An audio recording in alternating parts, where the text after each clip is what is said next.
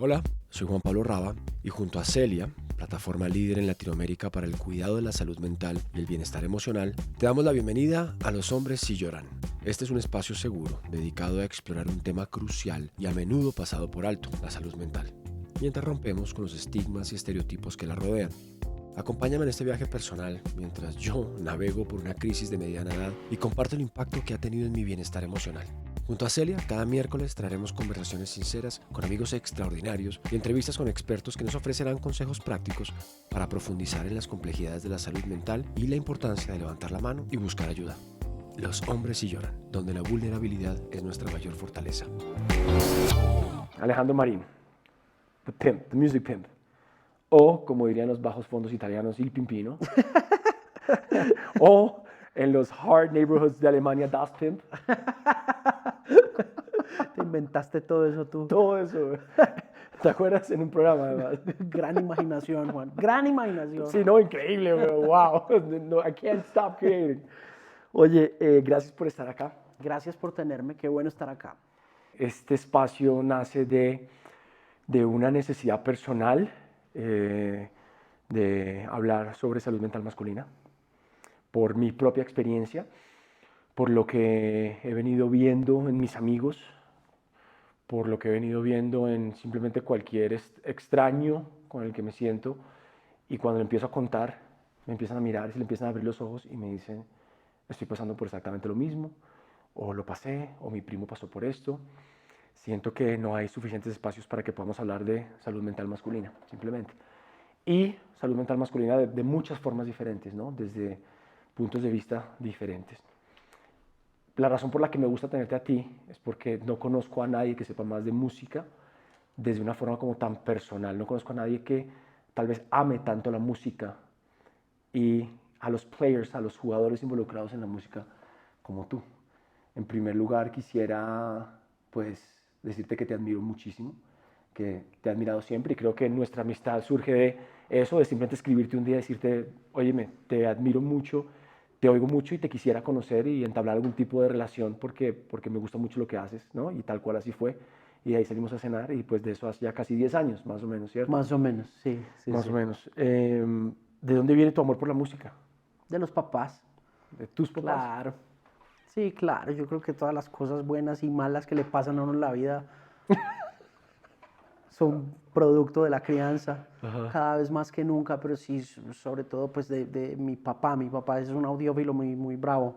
Fue el que me inculcó todo el gusto por la música, pero también por el coleccionismo y por ese tipo de cosas. Entonces, sí, ahí comenzó todo. Comenzó viéndolo, coleccionar discos y ponerlos. Acabas de decir audiófilo. ¿Qué diferencia hay con melómano? Que el audiófilo está constantemente buscando aparatos nuevos donde oír mejor los discos que tiene. Entonces mi papá siempre tenía una curiosidad que iba más allá de la música, porque un melómano puede ser una persona que coleccione discos o que los escuche en la radio o que sepa de ellos, o puede ser incluso una persona que cante la música. Pero yo creo que el audiófilo es más técnico. El audiófilo va a comprar un disco y lo pone en una tornamesa y le gusta cómo suena la tornamesa, pero no le gustó cómo sonó ese bafle. Entonces va y compra unos baffles. Y entonces va a comprar un reproductor de CD. Y luego cuando sale el minidisc va y compra un reproductor de minidisc. Y cuando sale el laserdisc compra el laserdisc. Entonces el audiófilo tiende a jalar más para el tema técnico que cualquier otra cosa, pero tiene ese elemento de melomanía también involucrado, donde uno pues está buscando la música que le gusta, pero quiere oírla en ciertos entornos controlados por esa misma persona, ¿no? Entonces, el viejo me enseñó mucho eso, me enseñó mucho, es decir, a mí lo que me gusta de la música es, a mí me gusta más la música grabada que la música en vivo. Yo soy mucho más fan de la música grabada, porque vi a mi papá coleccionar discos, cassettes, discos compactos y comprar aparatos para que sonaran chéveres. Y también las primeras incursiones que hice en la audiofilia están conectadas a eso, a entrar a un listening room y sentir cómo hay verdaderas circunstancias hechas para hacer de un disco lo que el músico quería que fuera en el estudio. Y esa siempre ha sido mi obsesión y yo creo que es por culpa de mi papá. Sabes que yo tengo un gran cariño por la gente de audio en las grabaciones, cuando estamos filmando, que normalmente no es el habitual, porque el sonido es muy complicado siempre de captar, ¿no? Digamos que la imagen tiene más licencias, ¿cierto? Pero el sonido tienes que esconder los micrófonos, tienes al boom man, ¿no? Entonces casi que siempre son como el patito feo de las producciones. Pero hace mucho tiempo, Sí. hace como por unos 25 años, una vez un sonidista me regaló una experiencia fantástica. Y es que me dice, ven, raba, porque vio que le tenía afecto. Entonces, ven, raba, ven. Entonces, ponte esto, me puso unos audífonos. Me dice, cierra los ojos. Cierra los ojos y de repente, nada, como white noise, y de repente empieza un perro, y otro, y se vuelve una pelea de perros gigantesca, ¿no? Y recuerdo como esa sensación de abrir los ojos y ver la cara de él, como esa emoción de que había captado algo extraordinario, ¿no? ¿Crees? Bueno, lo sabemos, pero sobre todo para ti o para la gente que es más sensible con este tema, ¿afecta tu salud mental la música que oyes? ¿Puedes a través de la música cambiar un determinado mood? Tú dices de repente un día, uff, me estoy sintiendo hoy como que no estoy teniendo un buen día. ¿Hay músicas que crees que puedan activar ciertas partes de tu cerebro para shift that mood, cambiar un Sí, a poquito? mí me pasa mucho eso. A mí me cuesta mucho y cada vez con el tiempo me pasa más. Yo no, por ejemplo, me paso ahora que lo pone sobre la mesa cuando compré la discografía completa de Lennon. Cuando compré la discografía de Lennon, me pasó que, es decir, sumergirse en el consumo de música de algo para entenderlo implica meterse en cierto mood o meterse en la cabeza, si se quiere, de un artista. Yo no sé por qué me dio por comprar toda la discografía de Lennon. Creo que fue alrededor de la época en que Peter Jackson lanzó el documental de Get Back. ¿Sabes? Porque me había asombrado muchísimo que todo lo que sabía de los Beatles estaba equivocado. Cuando vi las imágenes de ellos unos meses antes de que se acabaran, supe muchísimas cosas de ellos como grupo y una de ellas que se me vino abajo fue la idea de esta partida o disolución muy en enemistad, en discordia. Esa fue la cosa que nos Se vendieron nos vendieron. todo el tiempo a través de libros, registros periodísticos, de cómo habían salido muy agarrados y cómo esa pelea había sido el resultado de una serie de cansancios, entre ellos Yoko Ono. Yoko, además, nada de lo cual es cierto, ¿no? Por más que uno vea a Yoko estando allí como parte de esa interacción, me asombró mucho ver lo grandes amigos que eran. O sea, lo que más me conmueve de la historia de los Beatles en Get Back es que incluso antes de que se van a acabar, son 4 tipos que se adoran y que no pueden vivir el uno sin el otro. Cuando se para Harrison y se larga, en esa primera pelea que tienen, antes de que se encuentran con Get Back, con la canción, se viene abajo todo el grupo. Los otros 3 dejan de funcionar. No pueden seguir adelante. Y tienen que reconocerse en esas diferencias. Entonces hay una escena que tiene mucho que ver con el sonido también, porque fue un micrófono que guardaron en un florero en una de las mesas del estudio donde están grabando esta película, que terminan editando y organizando con inteligencia artificial para poder escuchar lo que están diciendo tanto McCartney y Lennon como Harrison y Lennon.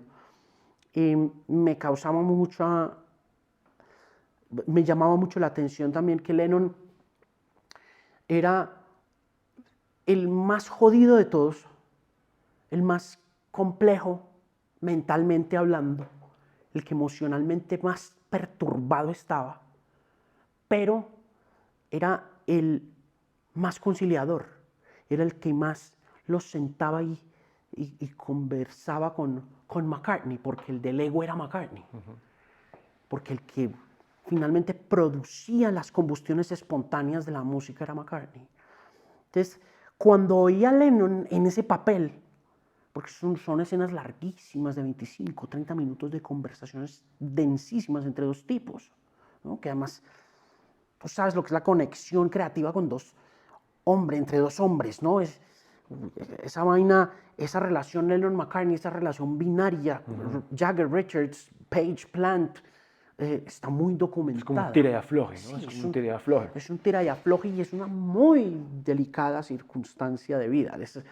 Sobre todo en la medida en que se va extendiendo en el tiempo, tener un buen amigo con quien compartir esa línea creativa es cada vez más complejo, se complica cada vez más. Entonces me asombraba ver a Lennon en esa posición de conciliador y teniendo tanta razón sobre muchas de las cosas que le criticaba a McCartney o que le criticaba a Harrison, por lo que dije, me voy a comprar la discografía de este tipo porque necesito entender qué estaba pasando por la cabeza de ese man y sobre todo después de que se acaban los Beatles. Entonces me senté a oír a Lennon, me compré todos los discos y arranqué uno por uno. Y el primer disco de Lennon solo, creo que es Imagine, no me acuerdo cómo se llaman los discos. Solamente me senté como a leer y a escuchar los discos y evidentemente la primera cosa que uno escucha en el primer disco de Lennon es este resentimiento y este resquemor profundo que tiene con McCartney, porque McCartney es el que acaba con los Beatles. McCartney es el que manda la carta por medio de la cual los Beatles se terminan el 31 de diciembre de 1969. Él es el que dice, chao. Y el disco trae esa carga emocional de ese dolor que tiene Lennon, no solo porque es McCartney quien acaba con los Beatles y de esta manera los despacha a los otros tres a hacer sus propias cosas que ya estaban como medio inquietos en hacer, sino porque es el primero que toma la decisión y dice, ok, no voy más. Y siento que Lennon se siente muy herido en el ego masculino de no haber sido él quien se va primero. Eso. Entonces, cuando arranca, el disco es profundamente rencoroso y uno alcanza a sentir absolutamente todo. Yo no estoy seguro de si en ese disco están juntos How Do You Sleep y God, que creo que es una de las canciones finales. Pero es un disco tan bélico y es una guerra tan interna y es tan doloroso ir a ese tipo a cantar que a la media hora me tocó parar de oír el disco e irme de la casa. Because I was pissed. I felt really aggravated. Me sentía muy enojado. O sea, después de oír a Lennon hablar mal de McCartney y después de oírlo tratar como de... Incluso la misma Imagine me pareció una canción dolorosa y resentida y me generaba este profundo desazón. Que me tocó pararme, me tocó parar el disco en serio y coger el carro y largarme, porque dije no me siento bien, me daba mareo, me daba malestar. Y ya después volví y retomé la escucha. De hecho, creo que hice algo que fue que fui, compré cosas en el supermercado y volví y cociné. Y voy a cocinar algo bien rico, o sea, y ya después de eso, un par de días después lo volví, me senté a oírlo ya y a escribir un poco. Y eso me pasa cada vez con más frecuencia, ¿no? Me pasa que la música influye muchísimo en mi estado de ánimo. Y trato de, cuando me empiezo a sentir mal, me voy y en muchas ocasiones no regreso porque no, no siento que sea necesario, ¿sabes? Pues a mí, ¿sabes qué me impresionó de Get Back? Yo siempre crecí con la idea de que los Beatles habían estado mucho tiempo. Mm, Yo pensé que estamos hablando de una carrera de 20, 30 años de los Beatles. sí. Tal vez porque pues McCartney, ¿no? Siempre estuvo como igual presente, pero fueron creo que 4 años. ¿Cuánto Sí. fue desde que se vuelven conocidos hasta que se disuelven? ¿Fueron como 4 o 5 años? Yo creo que la carrera discográfica de los Beatles sí se puede medir entre 1964 y 1969. Ahí está, 5 años. Sí, creo que Meet the Beatles, Please Please Me, esas cosas, el disco rojo, el disco azul y el Abbey Road, O sea, ¿no? es impresionante. Eso O es sea, chiquitico, sí. volverse ese fenómeno en pre-social media times, ¿me entiendes? Este fenómeno mundial en tan poco tiempo es algo que me impresionó, me impresionó mucho. Y acabas obviamente de derrumbarle Imagine a todo el mundo que siente que es una canción de hope y esperanza, cuando Sí, realmente tiene mucho dolor. sí, en realidad sí, yo creo que Lennon la estaba pasando muy mal. Lennon tenía un problema muy serio de relaciones interpersonales con las mujeres a las que conoció, por ejemplo. Lennon tenía ¿De qué tipo de problemas? Lennon era un tipo muy abusivo. Lennon era un tipo muy explosivo. Lennon era un tipo muy posesivo. Lennon era un hombre que está documentado que tuvo muchos problemas con sus parejas. Y Lennon, de hecho, yo creo que Lennon, y esto lo están documentando ahora, eh, que va a salir la última canción que grabó. Lennon hace las paces con su masculinidad cuando tiene a Sean, porque en ese momento Lennon logra entenderse como algo más que un músico, como algo más que un prodigio, como algo más que un activista, que nublaba mucho su posición en el mundo como hombre, ¿no? Además porque Lennon se cría en un ambiente muy hostil y muy abusivo también, ¿no? Con un papá borracho, ¿no? Con una mamá complicada. Yo no conozco mucho la historia de Lennon hasta allá, pero sí sé que la infancia de Lennon no fue chévere. Entonces su relación con las mujeres es muy conflictiva y cuando se va volviendo ya una relación de alcohol, de drogas, se complica ese abuso hasta que Yoko queda en embarazo de Sean. Cuando Yoko queda en embarazo de Sean, lo cuenta McCartney recientemente, ahora que van a lanzar canción, el chip de ese tipo cambia, porque entiende que su papel no es ser activista, que su papel no es ser músico, no es ser prodigio, no es ser adorado, no es ser venerado, sino que su papel es criar a ese peladito. Y en ese proceso es que se producen esas 4 o 5 últimas canciones que graba Lennon. Lennon graba esas canciones en la crianza de Sean. Y esa crianza de Sean es su manera de hacer las paces, te repito, con la masculinidad. Entonces, y ya después pasan estos discos siguientes donde yo siento que Lennon no está tratando de probarle a nadie nada, ¿no? Y hace canciones muy especiales como Just Like Starting Over. Hace canciones que sí son canciones muy de paz, que sí son canciones muy de reconciliación. O sea, un tipo que no puede estar en paz con su propia esposa, no puede estar en paz con nadie. Era imposible. Entonces Imagine es muy hipócrita.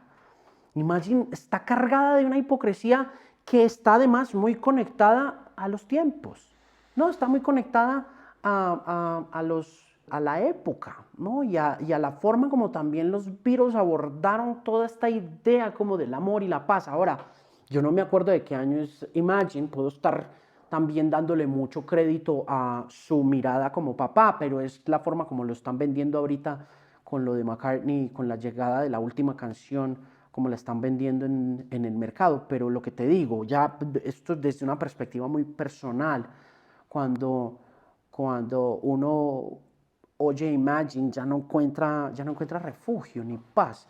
Yo encuentro más refugio en Jealous Guy, por ejemplo, donde el man se sincera sobre su propia celosía, sobre su propia inseguridad delante de una mujer y le dice, I'm sorry if I hurt you. I'm sorry that I made you cry. I didn't mean to hurt you. I'm just a jealous guy. That's simple shit, but it's so meaningful for men. Y eso tiene mucho más sentido para mí desde ser un hombre que Imagine No Possessions, It's Easy If You Try, from Claro. a $150,000 Steinway piano. You know what I'm saying? It doesn't make any fucking hipocresía, sense. claro. Curioso que digas eso porque yo cuando nació mi hijo Joaquín, yo lo llamé The Shift of Point of View. Y es que con pues, mi carrera hay mucho de ego porque permanentemente tus acciones están siendo retransmitidas de alguna manera. Claro. Y yo incluso le decía una vez a una profesora de actuación, es que me cuesta concentrarme en escena porque siento como si tuviera una cámara acá, que mientras yo te voy diciendo esto, también voy viendo el playback de cómo me estoy viendo haciéndolo. Sí. Ella me dice, en ese momento me dijo, concéntrate en tu compañero y así te va a pasar. Pero eso no lo entendí sino hasta que nació mi hijo. Y cuando nació mi hijo es como si la cámara que tenía acá hubiera hecho así. Y fue el descanso más grande que yo he sentido porque no tiene nada que ver conmigo. Esto no tiene nada que ver conmigo. Pero cuando nace mi hija, y es por eso que estamos aquí sentados, que te conté antes brevemente, siento el peso de la existencia ahí. Creo que tuvo que ver un poco más con mi edad. ¿Cuántos años tenías? 41. Okay. Y siendo un tipo que no creía ni en la depresión, ni en la crisis de la mediana edad, lo empecé a experimentar en primera persona. Tal vez la razón por la que cuando empecé a diseñar esto pensé en ti es porque la forma en la que me doy cuenta que estoy pasando por algo realmente y no entendía qué, fue con una canción. Y fue oyendo Sirens de Pearl Jam. Okay. Estaba en el carro y tú sabes que soy muy fan de Pearl Jam. Sí, sí, sí. Nunca la había oído. Yo no había oído Sirens, tal vez porque soy mucho más de la primera época. De la primera época pre-Neil Young. Después me parece que se cambia un poco, pero claro. De repente oigo Sirens y me pega como un tren. Porque Sirens es eso, ya llegaste acá, estás oyendo las campanas, allá suenan las campanas. ¿Qué vas a hacer? Y ahí entendí lo que me estaba pasando. Entendí que estaba en la mitad de mi vida, o bueno, una mitad. Y me empecé a preguntar qué es lo que había hecho con mi vida y qué iba a hacer ahora con esa niña, con mi familia, conmigo, qué faltaba. Y me empecé a sentir completamente overwhelmed, sobrellevado por las emociones y por el miedo. Y empecé a pensar en la muerte, no en que me iba a quitar mi vida, pero en que tal vez sería más fácil. En la mortalidad, ok. En la mortalidad, pero también en que, bueno, ya cuando llegue la muerte todo va a ser más fácil. ¿Sabes? Dije, tal vez eso es más sencillo, ¿no? Cuando ya todo se apaga, entonces se acaban los problemas, se acaban las preocupaciones. Pero yo era completamente lo opuesto, ¿no? Era como, we got this, era textbook, ¿no? You can do this, ¿no? Y de repente como me cambia, pero me cambia con esa canción. Esa canción es la que me ayuda a entender qué es lo que me está pasando en la vida. Y empiezo a llorar, y a llorar, y a llorar. Y desde ese momento tal vez no he dejado de llorar cada vez que oigo Sirens. Claro. Porque le tengo mucha gratitud a realmente haber podido entender en ese momento qué es lo que me estaba pasando. Y entender que necesitaba ayuda. Y entender que necesitaba hablar. Y entender que tenía todo lo que se supone que uno necesita para ser feliz. Salud, una profesión increíble, una familia sana, espectacular, la posibilidad de conocer el mundo a través de mi trabajo y de repente sentirme así. Y fue a través de Sirens. Claro. Entonces, por eso me interesa tanto como la música y ese insight que tengas tú sobre los artistas. Y ahora que estabas hablando, en tu conocimiento, ¿crees que estas piezas que nos llegan a todos se crean más desde el dolor o desde la luz? Yo creo que la mayoría de las cosas que nos han tocado a nosotros en cultura pop vienen desde mucho dolor, ¿no? Creo que las grandes piezas vienen de allá. Seguro también hay cosas muy gozosas, pero, pero yo creo que una constante del arte está muy ubicado en la perturbación humana, en las circunstancias difíciles de la especie humana. Cada vez siento más cerca a la perturbación y a el malestar como el eje central de todas las manifestaciones artísticas, y creo que cualquier otra cosa que no informe al arte sin que tenga este nivel de disgusto presente, soy muy sospechoso de ese tipo de cosas. O sea, sospecho mucho de todas aquellas cosas que dan la impresión de gustarle a todo el mundo como manifestaciones artísticas. Parte de esa sospecha nace de que todo lo que he visto que tiene características artísticas a mi alrededor tiene un elemento muy grande de malestar, y que es un malestar que se manifiesta a través de la sociedad, que la sociedad te dice, eso no es arte. ¿Por qué? Porque es feo, porque no es estéticamente agradable, porque no me gusta a mí. Cuando pasa eso, cuando tienes fenómenos artísticos polarizantes, donde una mitad de la población está diciendo, eso no es arte, la otra mitad te está diciendo que eso es arte, ahí hay arte. Absolutamente. Y, sí, y es por eso mismo. Ahora, ¿qué pasa? Que yo siento también que el arte se ha instrumentalizado mucho. Emocionalmente se ha convertido en herramienta ideologizante para cualquier tipo de cosas, pero no es algo que suceda ahora nada más. Lo que pasa es que lo ves más visible porque estás conectado todo el tiempo, porque tienes redes sociales, porque hay cualquier cantidad de herramientas, porque no solamente es la radio y la televisión como nos tocó a nosotros, que estábamos como conectados a MTV y conectados a un FM radio, and that was pretty much it, you know. Era muy distinto a como es hoy en día, pero esto viene sucediendo desde mucho tiempo atrás, ¿no? La instrumentalización del arte como engaño de masas o como manipulación de las mismas no es algo nuevo.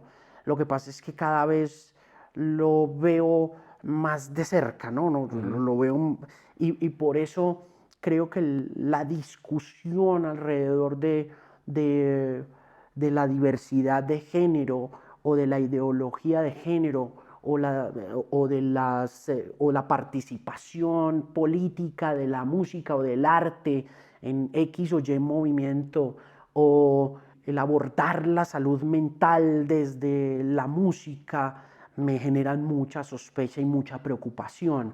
No porque no crea que son temas que deben abordarse y conversarse, sino porque creo que la música tiene que jugar otros papeles y que el arte tiene que jugar otros papeles muy distintos a los que está jugando en estos momentos, y que responden mucho a circunstancias de manipulación y de instrumentalización y no sabemos para quién o para qué, ¿no?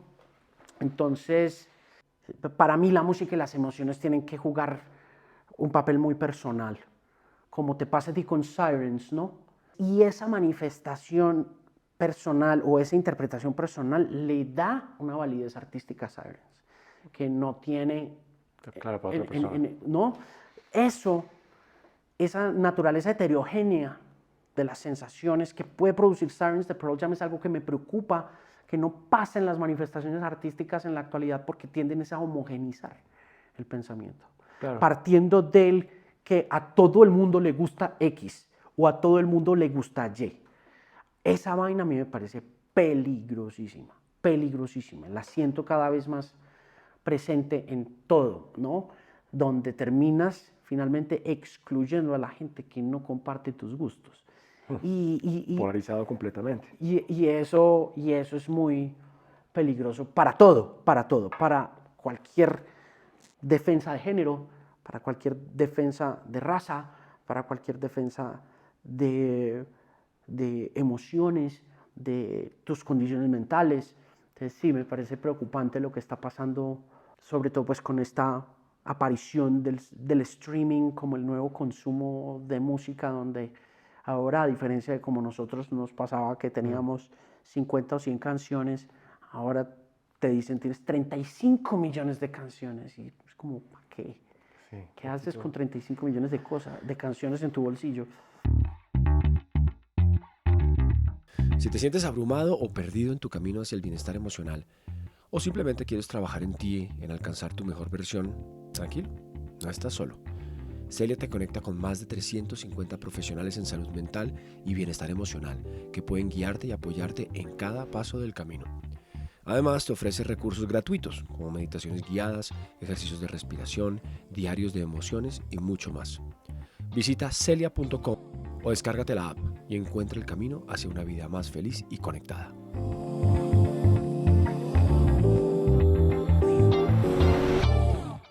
¿Sabes qué me llama la atención en la música? Bueno, creo que en el arte en general, pero en la música me pega porque, por ejemplo, me pegó mucho Chris Cornell, ¿no? Y es esto que ocurre frecuentemente y es, de repente, se nos va Chris Cornell y entonces sale toda la información de todo lo que le pasaba a Chris Cornell. Entonces, ¿crees que los mismos artistas no comparten sus problemas de salud mental o hay gente a la que no le conviene que se sepa porque les conviene tal vez que no busquen ayuda justamente porque recuerdo, por ejemplo, o bueno, no sé si es un mito urbano, pero recuerdo que Scott Weiland De Stone de Temple Stone Temple Pilots. Pilots, que tenía problemas de droga muy fuertes, tengo entendido, y por favor corrígeme si estoy equivocado, que en algún momento él decide volver a consumir después de su rehab porque sentía que su música se había ido para miércoles y todo su talento creador se había ido para miércoles, y lo dice abiertamente. Como te digo, no sé si es un mito o es realidad, pero ¿crees que pase un poquito que los mismos ejecutivos o las disqueras o lo que sea no les convenga que esas personas busquen ayuda? O que tal vez les guste ese ciclo, ¿no? Se lucran de ese Amy Winehouse en the floor para después arriba hasta que llega un momento que ya se acaban.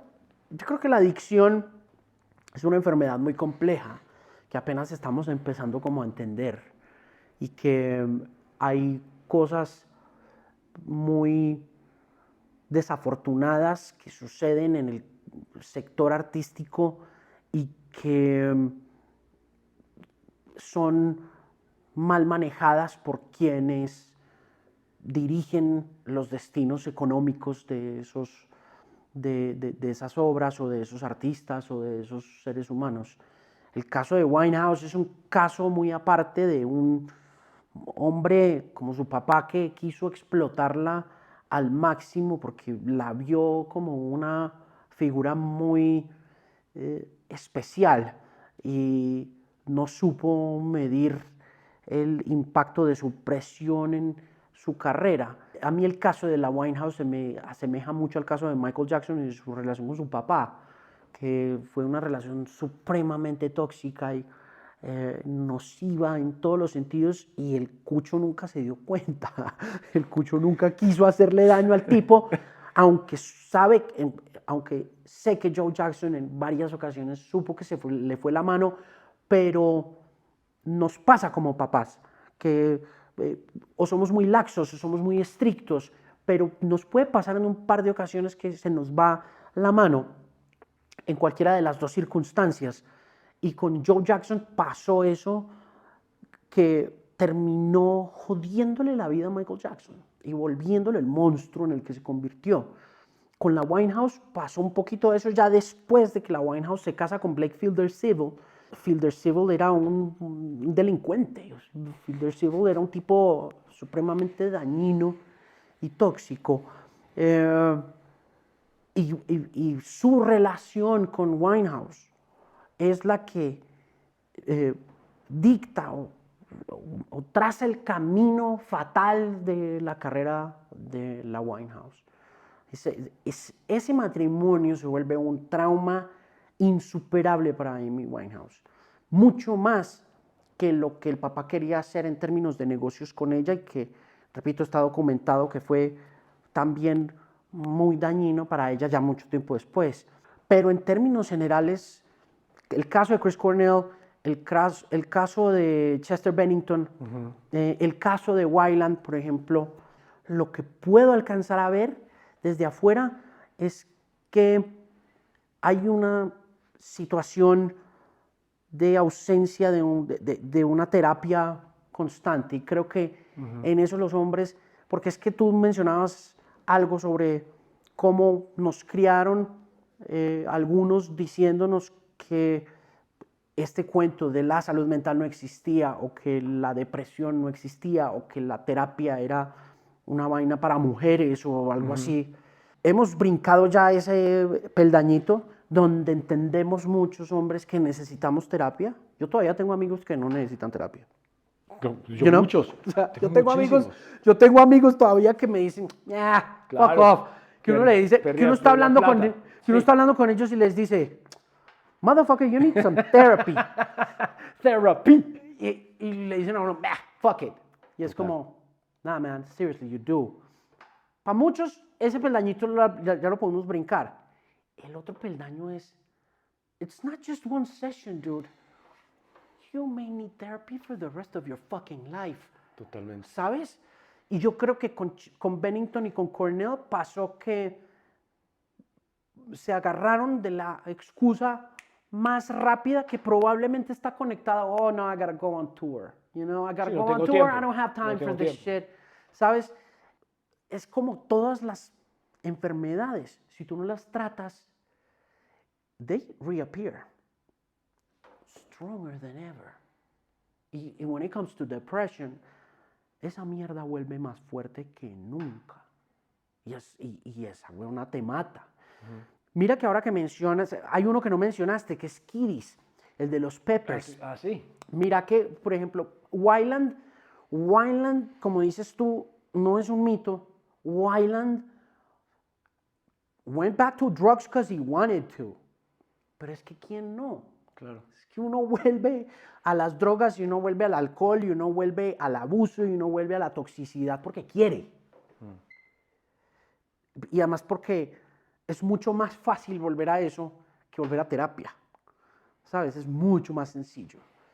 Y Weiland, como les pasó a muchos de esos músicos, Weiland tenía un serio problema con el perico. O sea, era un... Y el perico es una droga que you gotta leave and you don't want to come back, buddy. Totalmente. Seriously. O sea, if you've ever been on coke, you know this. Yep. Que uno no quiere regresar a esa mierda, porque si regresas, parcerito, te vas a dar un totazo mucho más duro. Sí. The next time is gonna be worse. A estos tipos, a Bennington, a Cornell, a Weiland y a Kiddis, estos 4 tipos, they had a serious problem with coke. Tenían un problema mucho más grave de cocaína que de heroína. Porque, por ejemplo, en el caso de Kiddis, yo creo que de todos los adictos, el que más me sorprende que está vivo todavía y que logra mantenerse. Ser funcional. O sea, cuando yo, por ejemplo, yo veo muchas reseñas de los Chili Peppers en conciertos, porque los Chilis son muy inestables, son una banda muy poco consistente. No, pensaba todo lo contrario. No, los Chili Peppers pueden ser fenomenales una noche y la siguiente son una mierda, huevón. O sea, son una banda horrible. Marica, es asombroso, because I've seen the Peppers play. Yo he visto a los Peppers performing en diferentes lugares. Yo los vi en las pirámides de Egipto. And they were sort of okay. Porque simplemente el solo hecho de estar ahí debajo de las pirámides, como, oh, so you don't realize that they're sucking at something. Como que uno dice, oh, no, es que el escenario es tan chimba. Pero los he visto tocar, por ejemplo, el toque que hicieron en el primer toque que hicieron acá en Bogotá, que les abrió Falls. Falls se los tragó vivos. Los Falls eran este powerhouse de rock. Y estos manes salieron y tocaron horrible, desafinados. No. Entonces los Peppers son muy inconsistentes en tarima y yo leo mucho las reseñas. Yo soy muy fan de ellos. Sí. Entonces yo leía las reseñas de los huevones y le leía una reseña a Sergio Marchi, que escribió el libro sobre la vida de Cerati hace poquito, donde decía, los Chili Peppers volvieron y ¿qué te digo, che? La misma mierda de siempre, como echándoles. Y yo decía, sí, no. Y hay mucha gente que me dice, marica, fui a ver a los Peppers en LA este fin de semana y guess what? I didn't like those motherfuckers. They suck, man, off key, toda la cosa. Sí. Y yo ya digo, marica, yo le valoro cada desafine a esos manes, Sí. because they're alive, man. Porque es que yo leo yo leo la vida de Kiddis Sí. y yo digo, este tipo should be fucking dead, man. O sea, este man sí que ha abusado de las drogas y sí que ha abusado de la gente a su alrededor a través de las drogas y del alcohol y sí que ha sido malo consigo mismo y sí que se ha dado palo duro, huevón. Porque también se crió con un papá muy jodido, muy jodido. O sea, el papá de los Chili Peppers era el dealer de Led Zeppelin, de The Who, de Black Sabbath. O sea, cuando Una película, there's a movie there. cuando Led Zeppelin aterrizaba en el Sunset Strip en los 70, Juan, el papá de los Chili Peppers estaba llevándoles el perico. O sea, el papá de Anthony Kiedis, perdón, el papá de Anthony Kiedis fue el primero que le dio marihuana. O sea, entonces, la relación entre él, su relación con su hombría, su relación con las mujeres de su vida, está tan rota por dentro que ese tipo nunca puede salir de terapia. Ellos sacaron 2 discos el año pasado, back to back, cuando regresaron con Frusciante, que esa es la otra cosa, que el único medio funcional de ese combo es Chad Smith, el batero, que se parece a Will Ferrell. Sí, sé quién es. Marica, ese man, huevón, ese man es el más juiciosito de todos. Ese man es el más, además, el más music oriented, el más como técnico, es el pegamento, como, es el pegamento como el ahí. más técnico, como el que, ¿no? Y además los Peppers ya enterraron a Hillel Slovak, que fue el primer guitarrista, ¿no? Ellos tuvieron a Hillel Slovak de primero y él fue el primero que se les murió en ese momento del heroin hype en los 80, pero Flea tuvo sus rollos y Frusciante tuvo sus rollos y cuando regresaron ellos con Frusciante y sacaron estos 2 últimos discos, recordaba mucho que la conversación entre mucha gente era como, no me interesa oír a los Red Hot Chili Peppers. Claro, uno tiene pues los referentes de Blood Sugar Sex Magic, el Give It Away, el Breaking the Girl, todas esas canciones que son como un cofrecito de joyas muy valiosas de la década de los 90, pero yo escuchaba el Unlimited Love, que es el primer disco que saca, y en el Unlimited Love hay unas cosas muy de Kiddis. Casi todo lo que pasa en los Chili Peppers líricamente es Kiddis, pero hay unas rendiciones de cuentas consigo mismo frente a su relación con el matrimonio, su relación con sus hijos, la forma como ahora este tipo ya va a cumplir los 60 años, weón. Y los pelados ya tienen 14, 15 años, they're already smoking weed and shit, because they're following the footsteps. O sea, esa mierda es en the genes, eso está en genético. Y ya lo está llevando a fiestas, y ya está viendo unos movimientos ahí adolescentes que pues, este es un tipo, marica, que casi se muere debajo de un puente inyectándose una heroína que se llamaba, que es brea negra, black tar, una cosa así. Y que regaló una guitarra que le regaló Eddie Van Halen para inyectarse esa huevonada. O sea, este es un tipo que de repente despertó debajo de un puente rodeado de gente de la calle con la guitarra de Van Halen entregándosela a un homeless guy para que le diera un hit de junk. Wow. Después de haber estado 15 o 20 días metido en un motel, teniendo sexo con quién sabe quién. ahora está enfrentado a, papá, voy para una party, voy para una fiesta en LA, ¿no? Bro. Y es, entonces, el Unlimited Love, y tiene todas estas cosas, ¿no? Estas conexiones con, de pronto, ese interés romántico que puede tener en una chica nueva de 25 o 30 años. El tipo sigue siendo un rock and roll sex god y esas, Claro. pero no puede. Entonces, el Unlimited Love tiene todas esas cosas.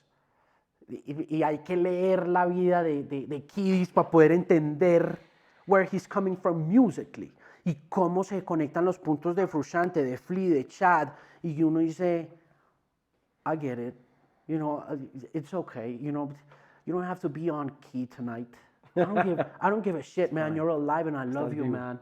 O sea, yo te digo, marica, yo veo a los Chili Peppers y digo, dude, puedes tocar lo peor que puedas tocar esta noche, you know what? You're standing up there, and I look up to you for that, man. Totalmente. I really love you for it, man. You're alive, and you know what it means to be a guy, to be a man, and to still toughen it out, man. De seguir adelante, no matter what. Esa mierda a mí me parece admirable. Así ya no sé, así ya no estés de moda, no vendas los discos que tienes que vender, los millones de... I don't give a shit. You know, you're a role model. I appreciate you. ¿Oyes música con tu hija? Oh, sí, claro. Ella, Claro. ¿is she following the footsteps? ¿Está, No, mira le que gusta tanto como a con ti? Silvana pasó una cosa, y es que yo te decía antes de comenzar que la vida y el mundo están organizados para funcionar de ciertas formas, entonces también a nosotros como hombres se nos piden ciertas funciones y ciertas labores, entonces somos como el provider, o el proveedor, el tipo que se va temprano, llega tarde, ¿no? Y con eso vienen un montón de daños y males también de nuestra forma de ser, de nuestra personalidad, ¿no? Porque durante muchos años hemos visto cómo esos esquemas o esas tareas se vuelven excusas y justificaciones para un montón de comportamientos nocivos que nos han puesto against the ropes, ¿no? También, against ourselves también. Varias cosas me pasaron a mí en la crianza con Silvana y una de ellas era que como cuando se levantan por la mañana en el Rey León los dos leones grandes que son Mufasa y no me Scar. acuerdo, Mufasa y la chica, la esposa de Mufasa. no me acuerdo cómo se llama. Dicen que ella le dice a él, after 5 o'clock, before 5 o'clock in the morning, cuando se levanta Simba a chimbear y a decirle que no, que levantémonos, que levantémonos. Y están los dos así, y Sarabi le dice, before 5 a.m., he's your son. Y como que a mí me pasaba eso en un principio, cuando Paula tuvo a Silvana, se levantaba a las 2 de la mañana y Paula Andrea hacía... Tal cual. Been there, done that. Y Así me ha sido. entregaba. Tal cual Y yo para me mí. quedaba me entregaba con el bultico ahí. Entonces yo decía, no, pues, ¿qué me pongo a hacer? Y yo recuerdo que cogía los DVDs. Entonces me parchaba y le ponía. Me acuerdo mucho que le puse. La primera cosa que le puse cuando empezó, recién nacida, fue el What's the Story Morning Glory de Oasis. Y entonces se lo puse y entonces le iba diciendo, That's Liam Gallagher. That guy can sing his heart out. Listen to this shit. Entonces le contaba y le contaba y le contaba. Y ya después, en la medida en que fueron avanzando los meses, pues también, y ya como que era más despiertica, entonces le ponía el video. Y decía, ¿te acordás de Oasis? ¿Te acordás de Liam Gallagher? That's Liam right there. Y entonces se quedaba así, viendo el televisor. Y así fue. Entonces, eran eso, por ejemplo, la cambiada de pañales, que eran cosas que supuestamente, ¿no? Girls should do it. Claro. Paula no podía cambiar un pañal. Entonces yo decía, bueno, yo no tenía ningún problema con eso, pero hubo como cosas y puntos diferenciales de esa relación que nos enmarcan con nuestros hijos y con nuestras hijas. Y la música empezó a meterse por ahí, el cine empezó a meterse por ahí, el dibujo empezó a meterse por ahí, el arte, el diseño. Entonces, siempre desde muy pequeña, siempre tenía como algo que entregarle de carácter cultural, un comic book, o le compraba colores, o le compraba discos. durante mucho tiempo, como hasta creo que pudo haber sido los 14 años de edad. Los 14 años de edad recuerdo que el 20 de septiembre del 2019 llegué con 2 boletas para ver a Harry Styles al desayuno y ya ella, digamos, hay un momento en el que empiezan a acercarse un poco más entre ellas, ¿no? Empiezan como a... Ella se refiere la hija-madre hija a y la la mamá. mamá empiezan a acercarse un poco más, Ajá. empiezan a tener una relación como más simbiótica, como que da la impresión que sigue habiendo como esta conexión entre el útero y el cerebro, como que de repente uno dice como hombre, okay, I'm not supposed to be here, like I don't belong in this conversation sometimes. Y recuerdo que en ese proceso también como que empecé a sentir un poco, güey madre, ok, Se está yendo. se me está creciendo Se está yendo. y she's becoming a girl and these are like hormones talking Claro. and I don't really know. Sí. Entonces en ese momento salió el disco de Harry Styles, recién salidito de One Direction. Yo le había hecho mucho el feo a One Direction como director de emisora. A mí me había dado mucha pereza el fenómeno de One Direction. Yo no respetaba el fenómeno de One Direction. No, como muchas de las cosas que pasaron en nuestras épocas con boy bands como los New Kids on the Block o como pasó con NSYNC después, yo no le veía mucho valor a esas músicas porque sí me parecían muy prefabricadas, pero sobre todo también era porque pues que estabas metido en el mundo del rock and roll de alguna u otra forma, pues tenías que actuar ese papel de ser rockero y eso ya descartaba un montón de otras posibilidades. Entonces, cuando salió Harry Styles a producir este disco solo después de lo de One Direction y escuché de fondo a Harry Styles, yo dije, este tipo va a ser enorme. Aquí hay algo. Yo dije, este tipo va a ser muy grande y yo no sé por qué lo desprecié tanto durante esta época. Entonces conseguí las boletas de Harry Styles para el concierto que iba a hacer en la Movistar Arena y se lo llevé al desayuno una mañana. Y estábamos ahí desayunando, se sentó ahí con su pelo crespo, recién levantada. Y llegué y le puse las 2 boletas ahí. Y entonces me dijo, what's this? Y entonces le dije, that's Harry Styles. Y entonces me dijo, I don't know him. Entonces le dije, that's the former One Direction. What do you mean you don't know him? I don't have no idea who he is. Se siguió comiendo los huevos. Y entonces le dije, no, he's got great videos. Llama Sign of the Times. Mira, le saqué el celular, le puse el video. Y se quedó mirándolo y me dijo, that's boring. Y siguió comiendo. Y entonces le dije, entonces cogí los tickets. Le dije, okay, look at these tickets real close. Míralos bien, mira bien estos tickets, porque la próxima vez que los veas, te va a decir, te lo dije.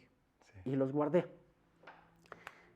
Febrero, pandemia 2020, cancelado todo, absolutamente todo. Nos encerramos todos y en ese encierro, en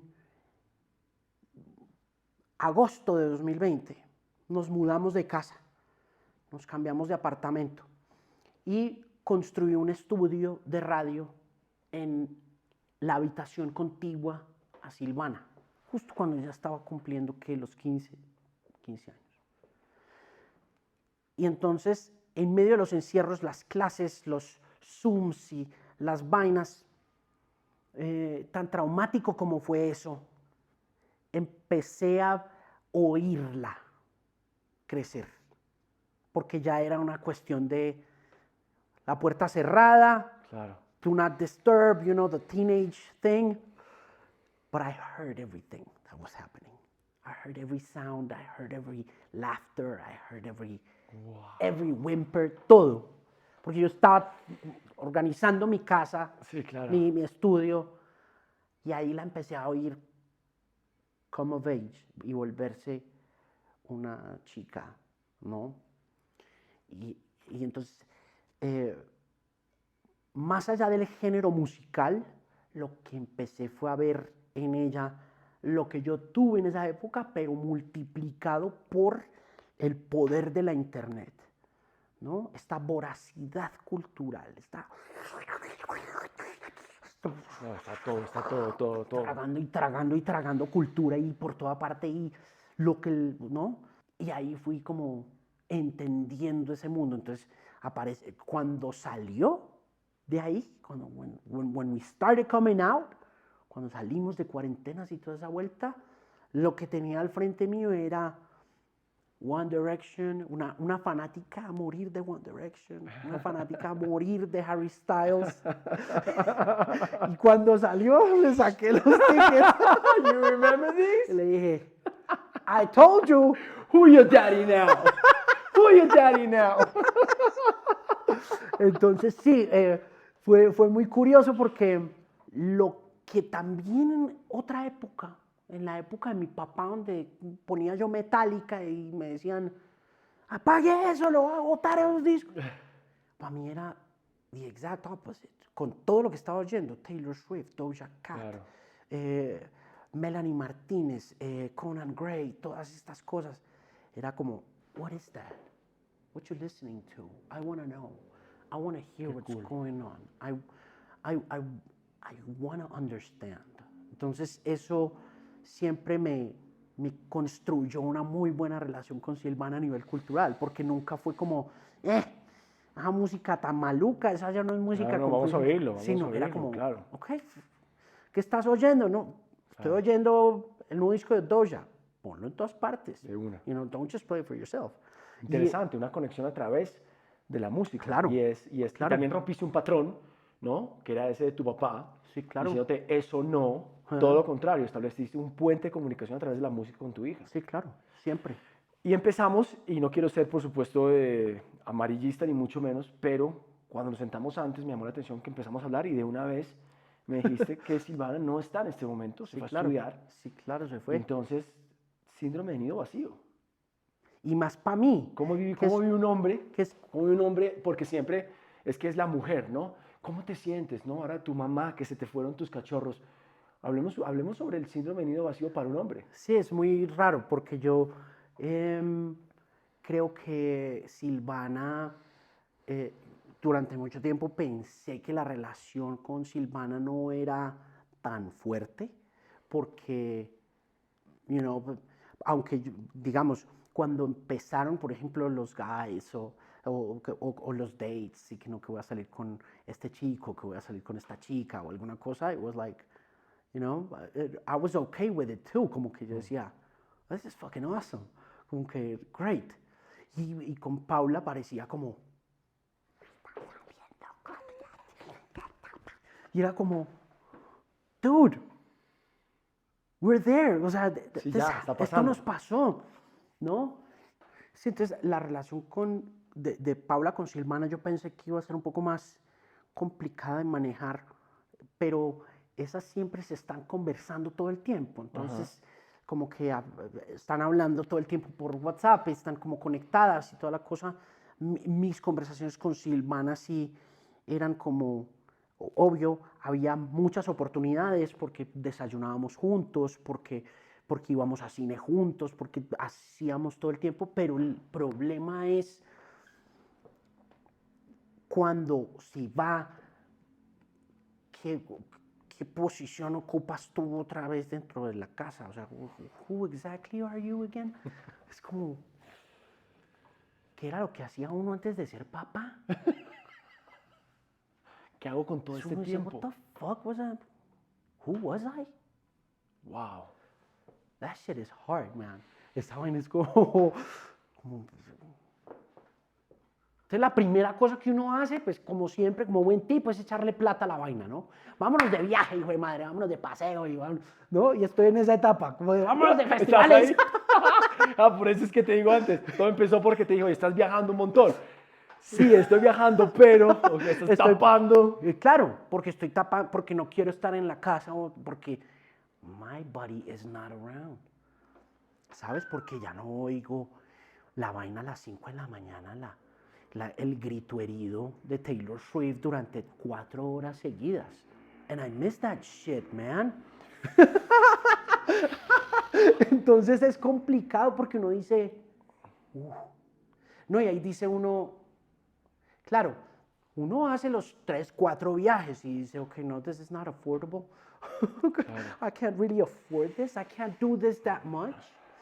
Me toca aprender a hacer otra cosa. Tengo que encontrar otros caminos también para entender que loneliness is also a part of this whole thing, ¿no? Como que se van y no hay nada que hacer, Cuando ¿no? mi hijo caminó por primera vez, lo primero que pensé fue, pasé de la emoción más grande a verlo caminar y mi siguiente pensamiento es, esto significa que cada paso que da hacia adelante es un paso Away que from da you, lejos de mí. Sí, claro. Claro, yo puede que sea dramático por naturaleza, pero fíjate que hace poco, pues en Los Ángeles, en el tráfico de Los Ángeles, me volví muy aficionado a los audiolibros. Pues ya llega un momento que cuántas veces puedes oír 10, ¿no? Y como sabes, mi gusto musical se quedó ahí, ¿no? Sí, Entonces claro, como claro. que cuántas veces más puedo ir a Live y Soundgarden. Entonces empecé a oír audiolibros. Y me costó al principio porque es un ejercicio de concentración, ¿no? Al principio te das cuenta que de repente pasaron 15 minutos y no prestaste atención realmente a lo que estaban diciendo. Y de repente entonces regresas. Y bueno, y después me aficioné. Y estaba oyendo uno de Green Lights, de Matthew McConaughey. Y que me pareció muy entretenido. Nunca he sido un gran fan, pero tengo que reconocer que lo veo desde otro punto de vista. Sí, ese man lo logró, ¿no? Sobre todo porque yo creo que el tono de voz y todo le Sí, ayuda. tiene algo interesante, pero además dijo algo con lo que resoné mucho o que me hizo eco, y fue que él dijo, yo nunca supe que quería ser actor. Igual a mí, yo nunca supe que quería dirigir, yo nunca supe que me iba a dedicar al show business. Realmente, dice, yo lo único que siempre supe que quería hacer era papá. Hit me like a rock. Porque me empiezo a acordar de mi adolescencia y realmente no saber hacia dónde iba, pero tener muy claro que tenía que tener muy presente con quién estaba en ese momento en mi vida sentimentalmente a los 18 años, porque podía tener un hijo. Y eso era lo que siempre había querido ser. Entonces, dices esto y ya empiezo, ¿no? Mis hijos que tienen 11 y 5, y empiezo ya a pensar cómo hacer ese momento. No, Y y sabes, me da pánico. nada, yo creo que no. Yo creo que ahora que mencionas cosas que estás oyendo y leyendo y que te alimentan un poco el alma y te construyen más el criterio, ¿ya te leíste The Creative Act? No. Ok, O, escúchalo. lo voy a oír. Escucha Creative Act. The Creative Act de Rick Rubin. Ok. Man, esa vaina es un documento ya bíblico de Sí. cultura pop. Y yo creo que para artistas y creativos es lectura o escucha obligatoria, porque si bien Rubén no va a compartir con nosotros el tema de tener hijos y de lo que eso representa, entonces eso lo distancia mucho de nuestras experiencias. Sí. Como creativo ha sido tan influyente en la música Rubén y ha tenido la oportunidad de construir la sensibilidad que nos acompaña como melómanos, ¿no? Él produjo Blood Sugar Sex Magic, ese man hizo el Raising Hell de Run DMC, ese man hizo el License to Ill de los Beastie Boys. O sea, si hay alguien que puede definir el sonido de nuestra generación, ese es Rick Rubin. Ahí estuvo every step of the way. Es una muy buena bitácora para overthinkers, para procrastinators. Me gusta. Y te digo, no, como te digo, no puede no tener él no puede tener una visión clara de lo que es ser papá. Obviamente no, porque no tiene hijos. Pero la mirada que tiene de la mente creativa es muy enriquecedora, porque además es un libro súper fácil de leer o súper fácil de oír. Tiene una voz preciosa, Mr. Rubin, y te puede servir mucho. Y volviendo al tema, yo creo que sí, esos escenarios de pánico no sirven mucho cuando se van. No, obvio que no. Cuando se van, lo que uno tiene que hacer es estar constantemente trabajando en el camino más saludable hacia yo creo que adultez y el entendimiento de uno mismo como una persona diferente, ¿no? Durante mucho tiempo, yo antes de que se fuera Silvana, por ejemplo, le decía a Paula, hey, replanteemos un poco our relationship, how is this gonna work? ¿Sabes cómo? O sea, we've been parents for so long. Claro. Hemos sido papás durante tanto tiempo y ¿será que seguimos siendo esposos o no?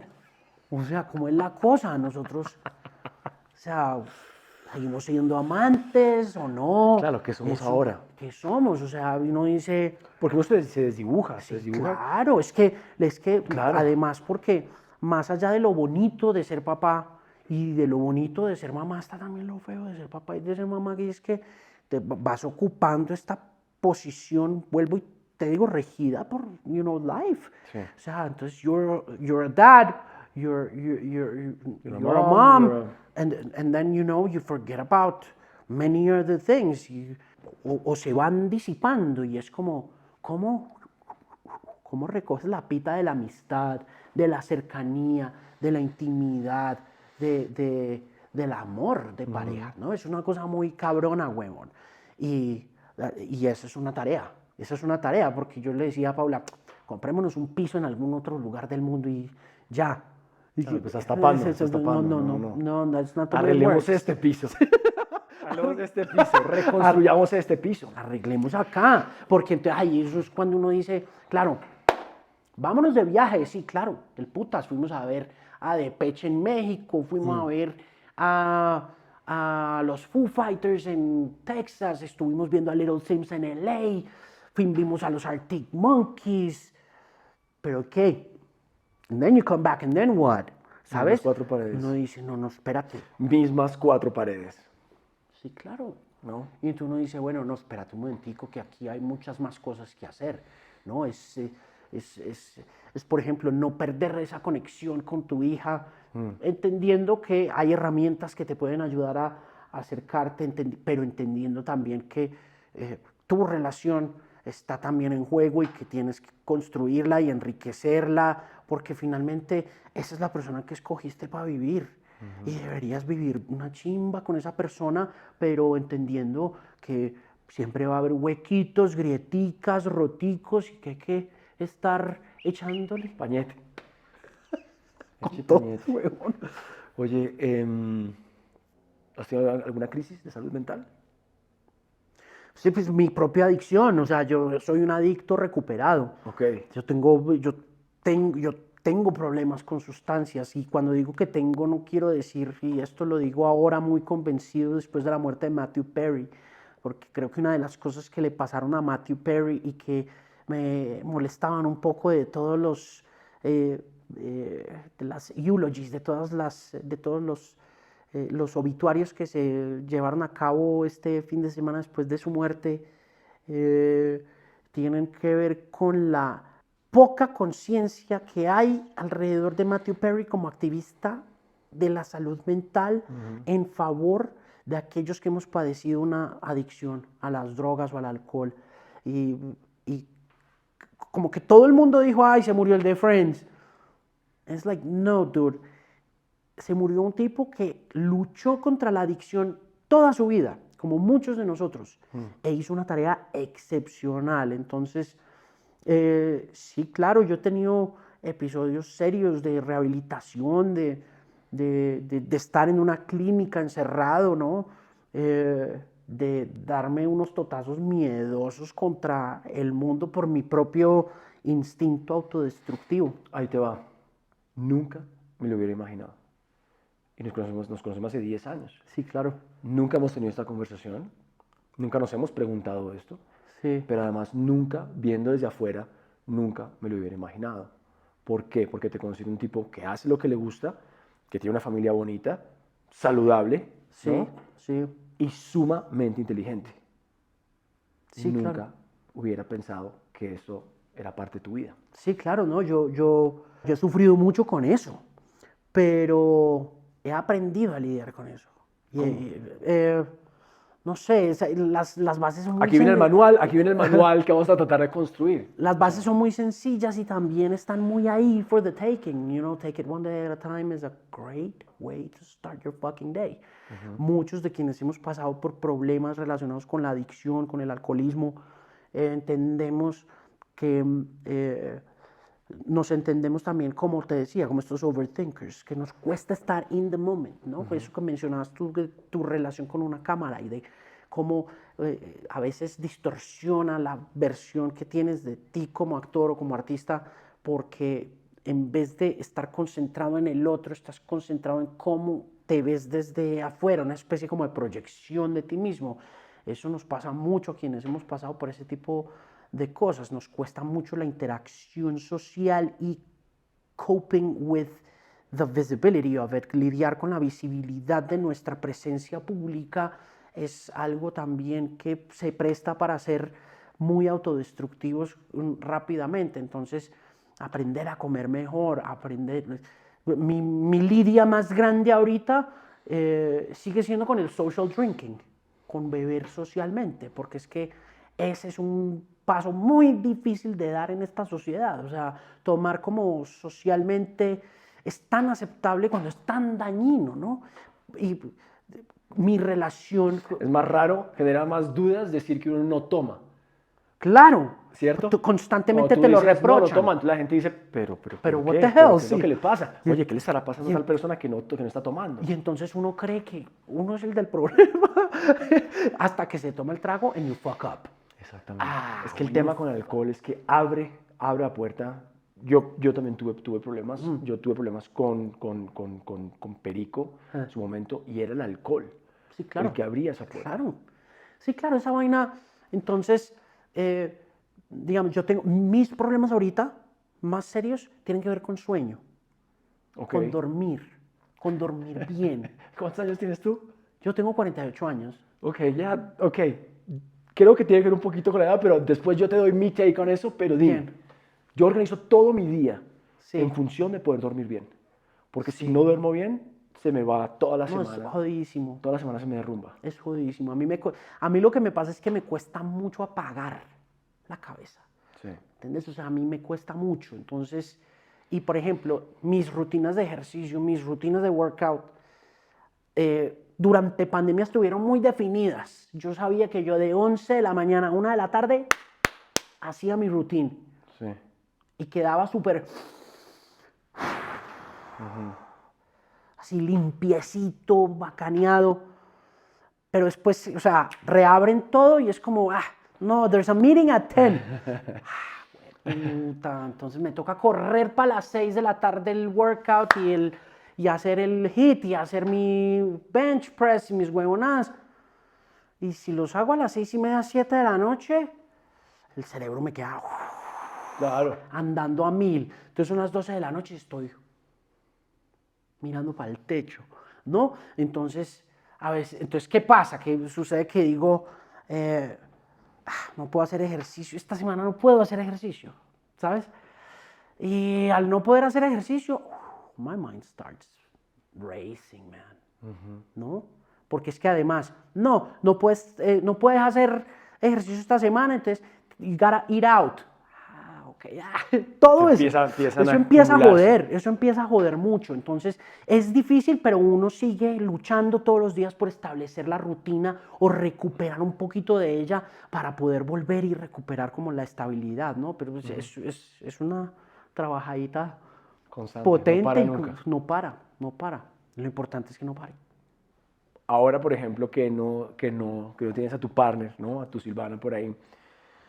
¿Qué rol juega la música para ti personalmente ahora? O sea, por ejemplo, yo a veces, no sé, si extraño a mi hijo por algún motivo que estoy una semana filmando algo, de repente pongo AJR, que sé que le gusta a él, ¿no? Y como que Nice. brings it back. Te encuentras de repente gritando Taylor Swift a media mañana.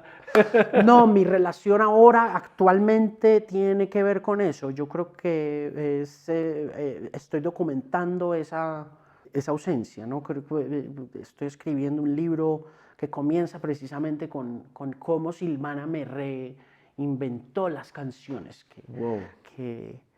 que son mis canciones y que en muchas ocasiones ni las entendía, ¿no?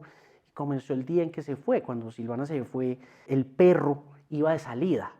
Y entonces y Paula estaba oyendo una playlist de los 90. Y me acuerdo mucho que estábamos desayunando y la niñera de la guardería, la persona que cuida a nuestro perro, es que niñera, que es una cosa horrible como humanizamos los perros, pero es otra Es otro tema. conversación. Llegó más rápido la persona de la guardería del perro. Y entonces estaba sonando One de U2. Y en ese momento, cuando se fue a despedir del perro, Paula se fue para el cuarto para a llorar porque no quería ver esa despedida. A mí me tocó quedarme ahí sentado, hermano. Taking it all in. Like a big, thick elephant in the room, just taking it all in. Y en ese momento estaba sonando el pedacito de One que dice One life with each other, sisters, brothers. Y eso fue como, oh, shit. Y entonces cogí el celular y empecé a escribir. ¿Por qué One es la mejor canción de YouTube? Y esa es mi relación con la música y en términos de los momentos difíciles, además de que estoy trabajando hace más de 30 años en un medio que muele canciones como si fueran carne de lomo. Claro. Y que de alguna forma soy una especie como de empleado de un Kentucky Fried Chicken o de un McDonald's. Gourmet. Por lo que de todas maneras me cuesta llegar a casa a oír música.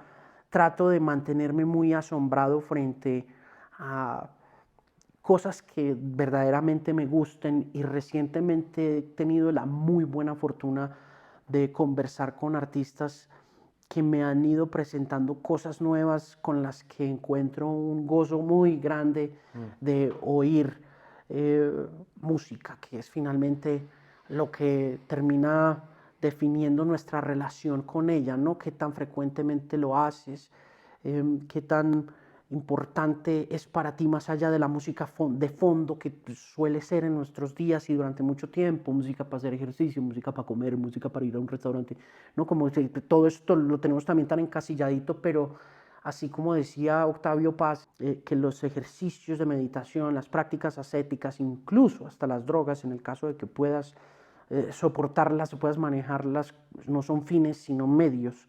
Y en ese orden de ideas le he dado como un lugar muy ritual a la música. Intento que la música que oigo tenga dos propósitos. Uno de ellos sea entender muy claramente lo que está pasando en mi mundo alrededor, sin prejuicios, sin odios, sin absolutamente nada. Y por eso te conversaba sobre Bad Bunny, te conversaba sobre Blink-182, y me siento a escuchar bien qué propósitos tienen estas músicas en nuestros tiempos, y por el lado ritual y por el lado inmersivo y reflexivo, encontrar lugares que, como tú que aprecias tanto el silencio, conecten los dos mundos, ¿no? Porque una de las cosas que también tiene la música y de la que no nos damos cuenta sino hasta cuando entendemos ese papel que tiene que jugar en nuestra salud mental y en nuestro bienestar, es que está hecha de silencios tanto